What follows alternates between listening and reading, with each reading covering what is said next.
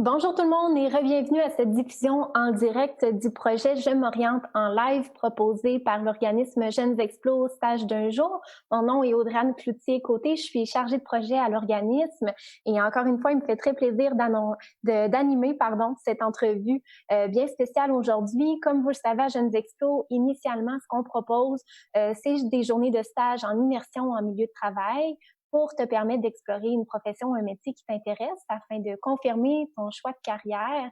Actuellement, en raison de la COVID, malheureusement, c'est pas possible d'aller concrètement sur le marché du travail pour l'exploration. Mais à Jeunes Expo, on s'est montré créatif d'une certaine façon et on a mis sur pied le projet Je m'oriente en live pour que tu puisses quand même t'inspirer de la passion là, de certains mentors. Alors, tout au long de la présentation, si jamais tu as des questions, c'est possible de les mentionner dans l'onglet commentaires et tout au long de l'entrevue, on va tenter d'y répondre. Alors, sans plus tarder, je vous présente Monsieur Jean-François Thibault, qui est officier mécanicien de marine à la Garde côtière canadienne. Bonjour, Monsieur Thibault. Bonjour. Merci beaucoup d'être avec nous aujourd'hui. C'est vraiment très apprécié. On sait que vous êtes officier mécanicien de marine à la Garde côtière canadienne, plus vers la région du centre et de l'Arctique. Est-ce que vous pouvez nous en dire un peu plus sur votre rôle? Oui, je suis chef officier mécanicien sur un brise-glace de la garde côtière qui s'appelle le Dégroseillier. Effectivement, c'est dans la région du centre et de l'Arctique, une des trois régions de la garde côtière canadienne. Un brise-glace l'été, ça va dans l'Arctique, aider les communautés arctiques et faire du ravitaillement. Et l'hiver, on patrouille le fleuve Saint-Laurent, le golfe du Saint-Laurent pour assurer le déglaçage. Mon rôle, c'est d'assurer que le navire est toujours en un bon état de fiabilité pour pouvoir faire les opérations et les missions auxquelles le navire est assigné. Donc, on est vraiment en mer, là. On est sur l'eau. Oui, exactement. On est toujours, on est soit à quai ou en attente pour des cas de recherche sauvetage. On est comme un camion de pompier, on est toujours prêt. Effectivement, c'est drôle que vous me dites, on est toujours dans l'eau. Présentement, mon navire est en train d'entrer en cale sèche.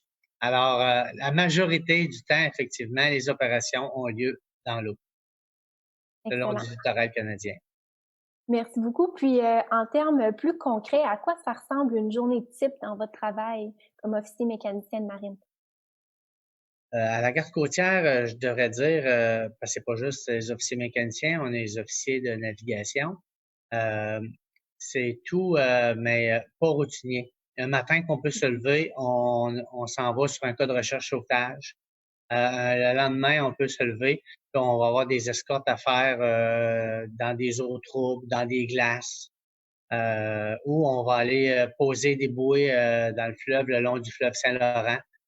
Alors, il n'y a pas des journées qui sont tous semblables, mais en fait, comme je disais, mon rôle tous les jours quand je me lève, c'est de m'assurer que la machinerie va être prête pour rencontrer les missions. Je travaille conjointement avec le capitaine du navire et on s'assure qu'on est toujours prêt. Et en termes de formation, là, qu'est-ce que ça prend côté parcours scolaire là, pour exercer votre métier? Ouais.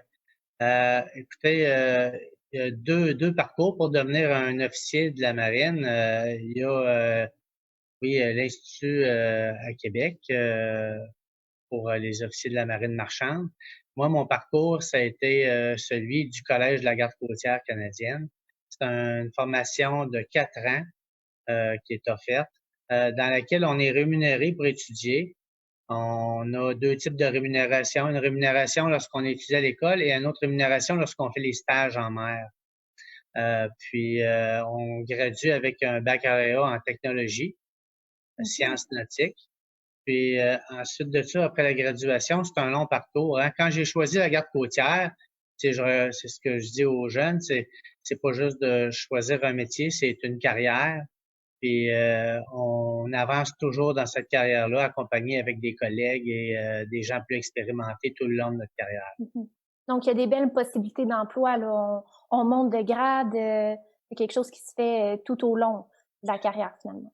Oui, tout à fait. Énormément de possibilités. La garde côtière, c'est un organisme de services spéciaux qui est vraiment en croissance. Avec des navires, beaucoup de gens prennent la retraite.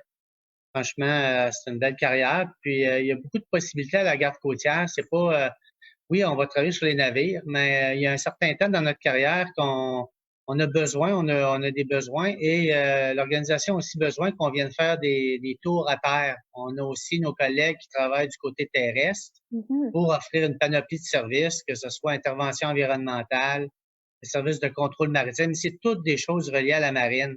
Alors, on peut aller à terre, contribuer, puis lorsqu'on revient sur les navires, on a une expérience qui est d'autant plus forte. Puis c'est une belle organisation. Et quel genre d'études vous faites justement au collège? Est-ce que c'est des études très techniques? Vous dites qu'il y a des stages aussi. Est-ce que tout le Ouais. monde termine la formation avec le même baccalauréat? Est-ce qu'il y a des spécificités? Oui, merci. Il y a des spécificités. Il y a le domaine du génie maritime qui est plus les officiers mécaniciens comme moi. Mhm. Et il y a le domaine de navigation qui est plus mon collègue, le capitaine. Alors, ces deux domaines, on fait pas les mêmes programmes, mais on gradue tous les deux avec des bacs en technologie. Puis, tout le long de nos carrières, c'est des domaines complémentaires. Un va pas sans l'autre. Un capitaine, pas de chef mécanicien, c'est comme un chef mécanicien, pas de capitaine. Je veux dire, sur un navire, ça prend ces deux corps de métier-là qui travaillent conjointement, proches un de l'autre. Alors, puis au collège, la formation nous offre des stages rémunérés, comme je disais, mais aussi pour prendre de l'expérience. Euh, puis c'est ça qui est important aussi, savoir quand on va en stage si on aime le travail en mer. Et justement, quand vous partez en mer, là, ça me fait penser ici à la question de Carole qui demande, quand vous partez de la maison, ça peut être sur une période de combien de temps? Oui, c'est une bonne question, ça, Carole. À Garde-Côtière, on a différents types je pourrais dire, de systèmes de travail. OK, les systèmes de travail, on appelle ça des systèmes de travail sous le jour de relâche. On a des systèmes à 42 jours on, 42 jours off. OK. On a d'autres systèmes à 28 jours on, 28 jours off. Et il y a aussi d'autres systèmes à 15 jours on, 15 jours off. Alors, pour les opérations, c'est génial parce que euh, tu sais quand est-ce que tu travailles et tu sais quand est-ce que tu vas avoir du temps off. Mhm. Euh, Puis c'est un système qui nous permet d'avoir une rémunération à l'année, toujours la même.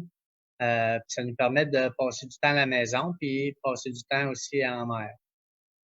Et c'est quoi le plus gros défi auquel vous faites face là, comme officier mécanicien quand vous êtes en mer là, pour une longue période? C'est quoi le plus gros défi? Ben, c'est pas un défi, mais c'est un beau challenge. C'est comme lorsqu'on est en mer, puis on est dans l'Arctique canadien, on est indépendant de tout, on n'est pas dépendant.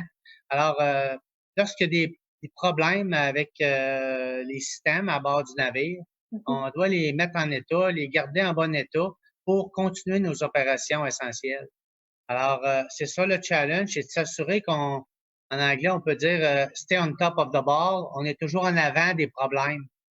Puis, lorsqu'on peut contenir ça, ben, ça nous permet de remplir nos missions dans des conditions difficiles. Mhm. Et Et, j'imagine que ça prend un bon esprit d'analyse là, pour justement anticiper les problématiques mécaniques.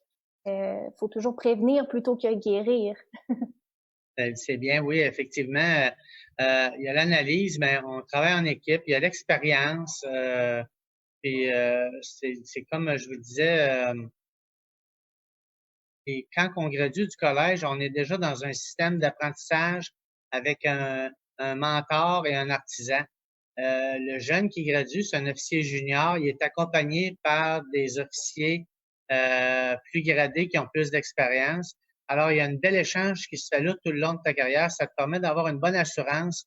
Puis, comme chef mécanicien dans l'Arctique, ça prend de l'assurance pour mener notre équipe puis soutenir les opérations, que les gens aient confiance en nous. Et quel genre d'outils vous utilisez dans le cadre de votre travail au quotidien? Ben là, présentement, comme je disais, le navire entre en cale sèche. Je travaille beaucoup avec les plans du navire. pour me permettre de me préparer à faire les inspections des réservoirs et toutes les parties submergées du navire, parce qu'on en profite lorsqu'on sort le navire de l'eau pour inspecter les hélices, le gouvernail. Alors, je regarde toutes les spécifications sur les plans, puis on se prépare à faire une inspection. Je travaille avec les équipements de protection individuelle, bien entendu, le casque, les bottes, les gants et les lunettes. Puis j'ai seulement mis la flashlight parce que je suis pas à bord du navire présentement, mais ça prend une flashlight pour faire une bonne inspection.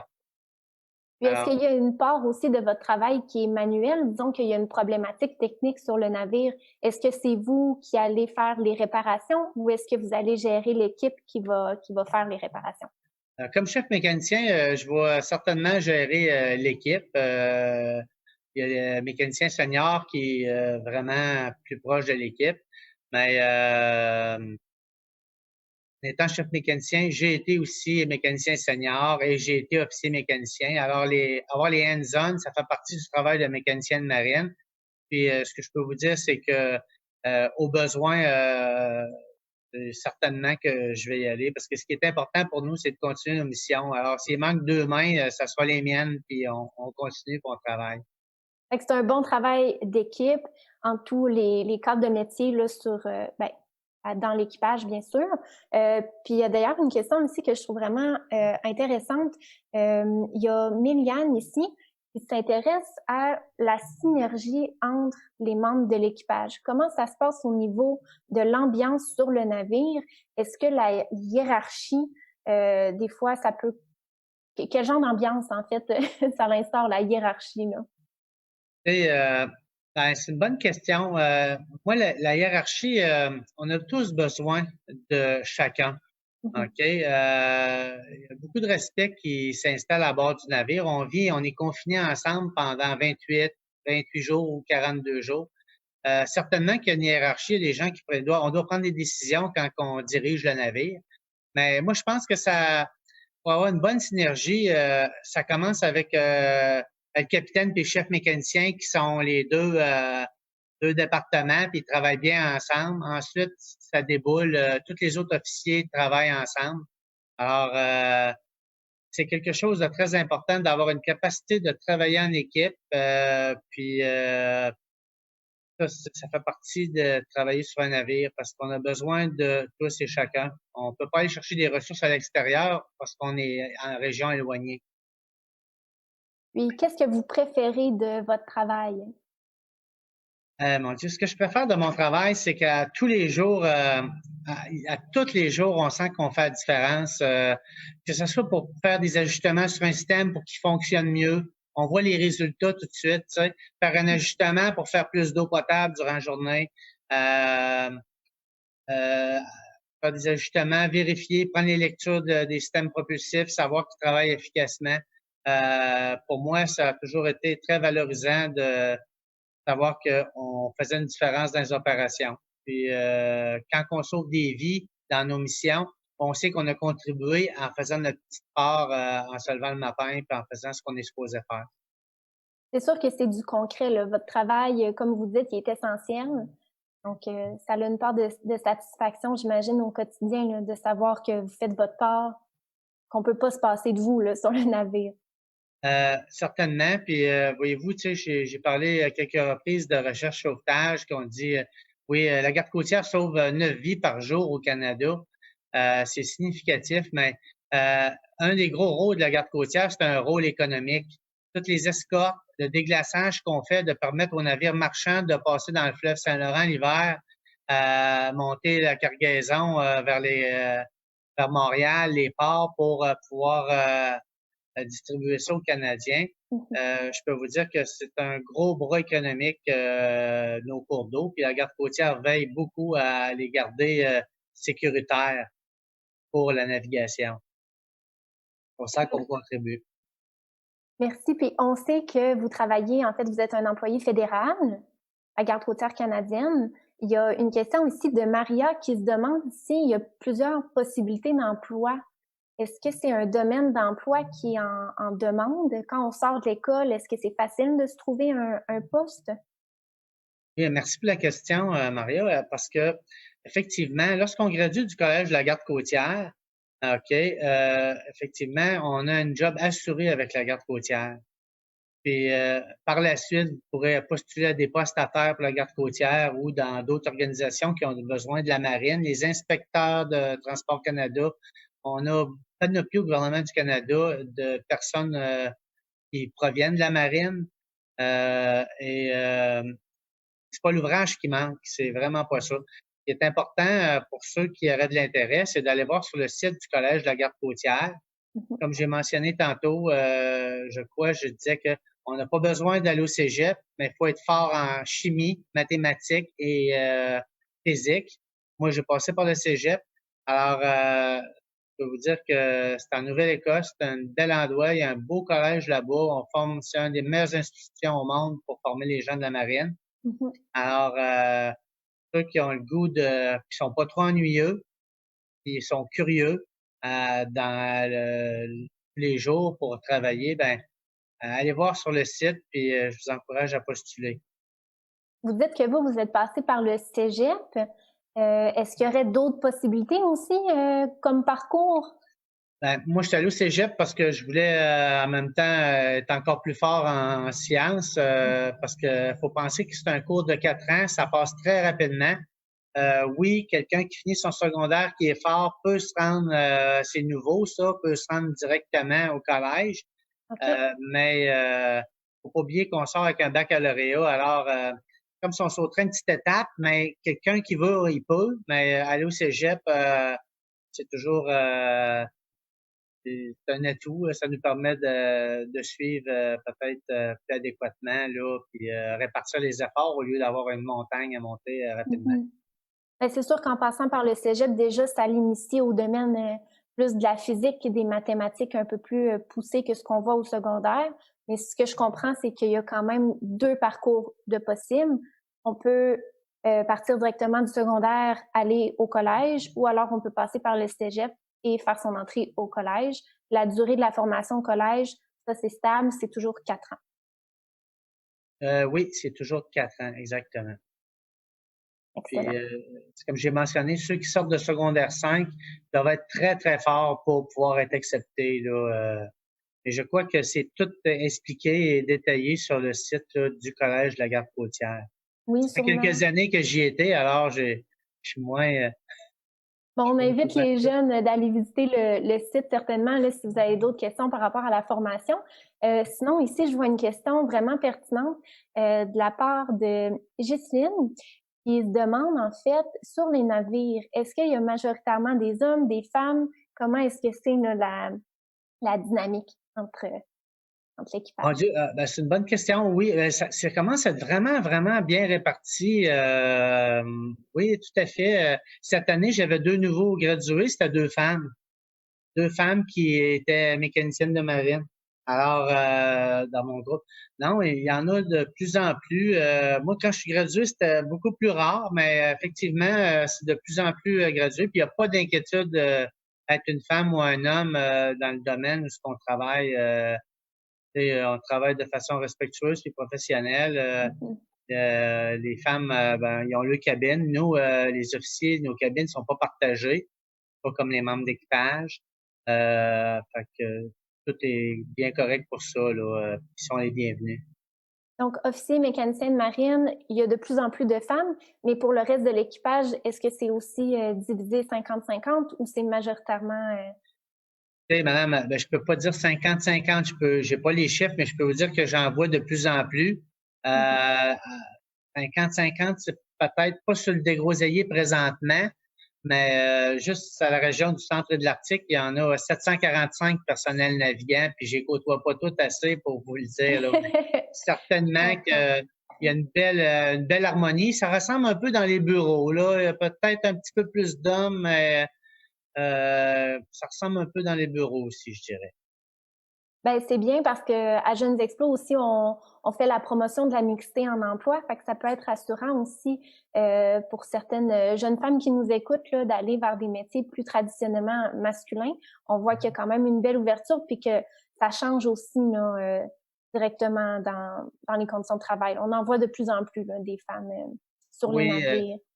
tout à fait. Sont les bienvenus, les femmes. Puis et ça travaille tout ensemble. Puis comme je disais, c'est un travail d'équipe. Il faut pas oublier que les gradués, là, lorsqu'ils graduent, eux, ça fait déjà 4 ans qu'ils sont ensemble. Alors, tu sais, ils sont déjà dans des petites équipes. C'est pas, c'est des gens qu'on côtoie toute notre vie. Mhm. Mes collègues qui ont gradué avec moi en 1989, je peux vous dire, je les connais, puis on se côtoie encore, puis c'est des gens qui sont dans le domaine de la marine. Certains encore à la garde côtière aussi. Fait que c'est pas une inquiétude. Quand vous êtes dans un groupe, il va y avoir des femmes et des hommes, mais c'est comme on le voit pas là, tellement que le groupe devient proche, puis on a besoin de tout le monde. Mhm. Et un peu toujours en lien avec la formation, il y a une autre question ici de Taha qui se demande si le bac qu'on obtient après la formation au collège euh, peut permettre d'avoir un poste outre que soit officier mécanicien de marine ou capitaine. Quelles sont les autres possibilités d'emploi? Ouais, ben, n'importe quel emploi, c'est une bonne question parce que c'est vrai, les gens, écoutez, devenir capitaine ou chef mécanicien sur un navire, c'est, oui, ben, notre baccalauréat nous permet de graduer du collège, mais il y a beaucoup d'études puis beaucoup d'autres examens qu'on doit passer pour devenir OK. certifié pour atteindre ces niveaux-là, comme dans la marine marchande. Avoir un baccalauréat, ça nous permet aussi, puis il y a des gens qui sont entrés au collège, il y avait déjà un baccalauréat en quelque chose, là. Ils ont d'autres connaissances, d'autres bagages. Ben, n'oubliez pas qu'on travaille à la fonction publique fédérale. C'est un gros employeur, OK, Mhm. au Canada. Puis, il y a des postes dans tous les domaines que vous connaissez dans les ministères. Nous, c'est la garde côtière, mais, mon Dieu, il y a Transport Canada, il y a Santé Canada, il y a, euh, c'est très, très grand et vaste. Puis, il y a des compétitions, des concours, les gens peuvent appliquer. Euh, Ce qu'on voit, c'est que les gens qui graduent à la garde côtière font carrière à l'intérieur de l'organisation souvent. Je l'ai dit, il y a des postes à terre intéressants, d'analystes que vous parliez tantôt. On a un service technique aussi qui est important. J'ai passé plusieurs années là. Il y a un service opérationnel. Alors, c'est une grosse complémentarité. C'est une Mhm. belle organisation. Fait que les gens tout le monde peut trouver son goût, surtout quand on développe des connaissances dans la marine. Fait qu'il y a quand même plusieurs possibilités d'emploi. Le parcours professionnel n'est pas nécessairement linéaire. On peut explorer là, différentes sphères. Oui, Puis, moi j'ai des amis qui ont gradué, qui ils ont travaillé à SPAC, c'est eux ils font des contrats. Il y en a d'autres qui ont gradué qui travaillent à la garde côtière à terre. Il y en a d'autres différents ministères, à Transport Canada aussi, au bureau de la sécurité des transports. Mon Dieu. Alors, tu sais, l'employeur, c'est la fonction publique fédérale. Alors, on peut se promener d'une agence à l'autre mhm. en appliquant sur des concours. Puis notre bagage de connaissances, il se transporte d'une agence à l'autre. Puis c'est bon aussi pour les échanges et les connaissances. Donc, une belle flexibilité et plusieurs possibilités d'emploi. C'est quand même des éléments qui sont positifs là, si on... Oui, d'ailleurs, dans le même sens, tu sais, tantôt quand je vous disais là, que il y a tellement de possibilités d'emploi à la garde côtière pour les officiers là, quand on gradue du collège, c'est que même pour accélérer le nombre de gradués, je pense que c'est un élément incitatif parce qu'à mon époque, on ne pouvait pas y aller après secondaire 5. Il fallait Mhm. aller au cégep. Fait que ils ont baissé pour dire ils en veulent plus. Là. Alors, ça démontre que dans les prochaines années, il va y avoir une bonne demande d'officiers pour la garde côtière. Oui, ben c'est certain en se montrant plus flexible par rapport À la mission. à l'admission, ben c'est sûr qu'ils vont avoir plus de main-d'œuvre éventuelle, c'est clair. Il y a aussi une question, puis la question me rejoint parce que je suis aussi curieuse de le savoir. Il y a combien de navires à la garde côtière? Et, ah, mon À Dieu. peu près. Ouais, non, mais je savais. Je pense, OK. À la garde côtière, je pense qu'on avait 165 navires. OK, répartis dans les 3 régions du Canada, dans l'Ouest, Central et Arctique et en Atlantique. Puis vous, est-ce que vous avez fait des voyages dans les 3 régions ou bien vous avez Ah, toujours été oh. dans une de ces 3-là? Ah non, j'ai fait le tour du Canada, oui, oui, souvent. J'ai travaillé dans les maritimes, j'ai travaillé aussi, j'étais allé souvent dans des rencontres puis des projets dans l'Ouest, et j'ai navigué dans l'Arctique avec la garde côtière. Principalement, j'ai travaillé à l'administration centrale qui est Ottawa. J'ai travaillé là quelques années. Montréal, on a des bases régionales aussi à différents endroits. Alors, c'est ce qui fait que bon, on connaît du monde de partout dans la garde côtière, tu sais, puis c'est bon pour le travail d'équipe. Donc, les gens qui aiment pas trop la routine, qui veulent explorer, découvrir des, des nouveaux avenues, ben c'est vraiment une carrière intéressante là, pour ces gens-là qui nous écoutent. En terminant, Monsieur Thibault, parce que je vois que le temps file, quel, quel conseil vous donneriez aux jeunes là, qui s'intéressent à une profession comme la vôtre? Ben, les conseils que je donnerais, ce serait peut-être moi, je dirais que, écoutez, si vous aimez vous sentir utile, vous aimez ça, être libre, quand je dis libre, c'est avec le système de travail qu'on a. Lorsqu'on a terminé, on est complètement libre. Là, on est en congé, on a beaucoup de congés, on donne beaucoup, on est à l'extérieur. Si vous n'êtes pas ennuyeux, ben, je donnerais un conseil certainement. Vous êtes bon en sciences, puis vous aimez aussi travailler avec vos mains. Euh, Voyager, aller dans l'Arctique, voir des choses que la majorité des gens n'auront pas vues. Alors, la garde côtière peut devenir une belle option pour vous, puis j'encourage les gens à aller voir et postuler. Ben, merci beaucoup, Monsieur Thibault, pour votre temps, puis votre participation là, au projet Je m'oriente. Je suis certaine que ça a pu éclairer beaucoup de jeunes à la maison. Si justement les jeunes ont d'autres questions pour vous, ça sera possible de les indiquer là, dans l'onglet commentaires, puis on pourra y répondre suite à la diffusion. Donc, je tiens encore une fois à vous remercier en mon nom puis au nom de l'équipe Jeunes Explos. Et à la maison, on vous remercie aussi d'avoir été avec nous pour cette diffusion live. Puis, on t'invite à rester connecté puisque d'autres mentors seront dévoilés là, d'ici demain pour la suite du projet Je m'oriente en live. Donc, sur ce, merci encore et bonne fin de journée. Merci.